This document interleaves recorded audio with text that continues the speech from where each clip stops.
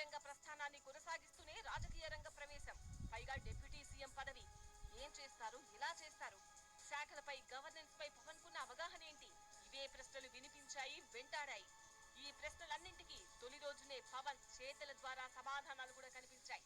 10 ఏళ్ల రాజకీయంలో పవన్ చెప్పిన మెయిన్ డైలాగ్ సమస్యలపై అధ్యయనం చేస్తున్నా అనేదే. ఆనాడు అంతా తమాషాగా తీసుకున్నారు గాని సమస్యలపైన, వాటి పరిష్కారాలపైన ఎంతటి అధ్యయనం చేశారో డిప్యూటీ సీఎం గా బాధ్యతలు తీసుకున్న తొలినాడే తెలిసింది. ప్రశ్నించడంలోంచే జనసేన పుట్టిందన్న పవన్ కళ్యాణ్ ఆ ప్రశ్నల్లోనే సమాధానాలు సైతం వెతికారు. అందుకే ఉపాధి హామీ పథకాన్ని వ్యవసాయానికి అనుసంధానం చేస్తూ తొలి సంతకం పెట్టారు డిప్యూటీ సీఎం కొణిదెల పవన్ కళ్యాణ్. 5 ఏళ్ల క్రితం 2019 మహిళా దినోత్సవం నాడు ఆంధ్రప్రదేశ్ ఆడపడుచులకు ఓ హామీ ఇచ్చారు పవన్ కళ్యాణ్. ఉపాధి హామీ పథకాన్ని వ్యవసాయానికి అనుసంధానం చేస్తానంటూ ప్రామిస్ చేశారు. గుర్తుపెట్టుకోండి, నా పేరు పవన్ కళ్యాణ్, మహిళా దినోత్సవం రోజున జనసేన ఇస్తున్న మాట ఇది అంటూ చెప్పుకొచ్చారు.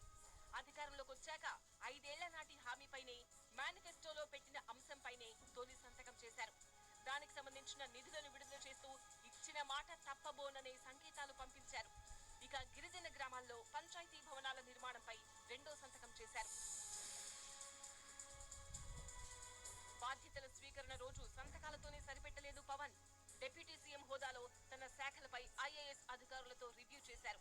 గ్రామాల్లో రోడ్ల నిర్మాణంపై ఫోకస్ పెట్టారు. ప్రతిపక్షంలో ఉన్నప్పుడు రోడ్ల సమస్యలను హైలైట్ చేసింది జనసేనే. పంచాయతీల్లో రోడ్ల నిర్మాణం తన శాఖే కాబట్టి సీరియస్ ఫోకస్ పెట్టారు. గ్రామాల్లో మౌలిక వసతులు, మంచినీటి కొరత రాకుండా చూడడం వంటి అంశాలపైన ఐఏఎస్ అధికారులకు దిశానిర్దేశం చేశారు. తాను చెప్పిన అంశాలపై వెంటనే యాక్షన్ ప్లాన్ రెడీ చేయాలంటూ ఆదేశాలిచ్చిన పవన్ దానికి సంబంధించిన టార్గెట్ కూడా ఫిక్స్ చేశారు. 3 నెలల్లో సమస్యల పరిష్కారం జరగాల్సిందేనని, 3 నెలల తర్వాత రివ్యూ ఉంటుందని ఓ లక్ష్యాన్ని నిర్దేశించారు. ప్రజా సమస్యలపైన, వాటి పరిష్కారం పైన ఎలాంటి నిర్లక్ష్యం వద్దంటూ తన స్టైల్లో సూచనలు, ఆదేశాలు ఇచ్చారు. బాధ్యతల స్వీకరణ రోజు కాస్త ప్రత్యేకంగా కనిపించారు పవన్ కళ్యాణ్. చేతిలో ఓ పుస్తకంతోనే ఎంట్రీ ఇచ్చారు. ఇంత పుస్తకం అని ఆసక్తి అక్కడున్న చాలా మందిలో కనిపించింది. గుంటూరు శేషేంద్ర శర్మ రాసిన ఆధునిక మహాభారతం పుస్తకం గురించి పవన్ చాలా సార్లు ప్రస్తావించారు. డైరెక్టర్ త్రివిక్రమ్ కు బాగా నచ్చిన పుస్తకం కూడా. అందుకే దాన్ని పవన్ కు గిఫ్ట్ గా ఇచ్చారంటారు. పైగా మార్కెట్ లో కూడా ఎక్కడా ఈ పుస్తకం దొరక్కపోవడంతో గుంటూరు శేషేంద్ర శర్మ వారసులతో మాట్లాడి ఆర్థిక సాయం చేసి మరి 25,000 కాపీలు ప్రింట్ అయ్యేలా చేశారు. అంత ప్రత్యేకమైన ఆ పుస్తకాన్నే తొలి రోజు తన వెంట తీసుకొచ్చారు. ఇక తొలి రోజు తొలి సంతకం కూడా చిరంజీవి భార్య సురేఖ ఇచ్చిన పెన్నుతోనే చేశారు.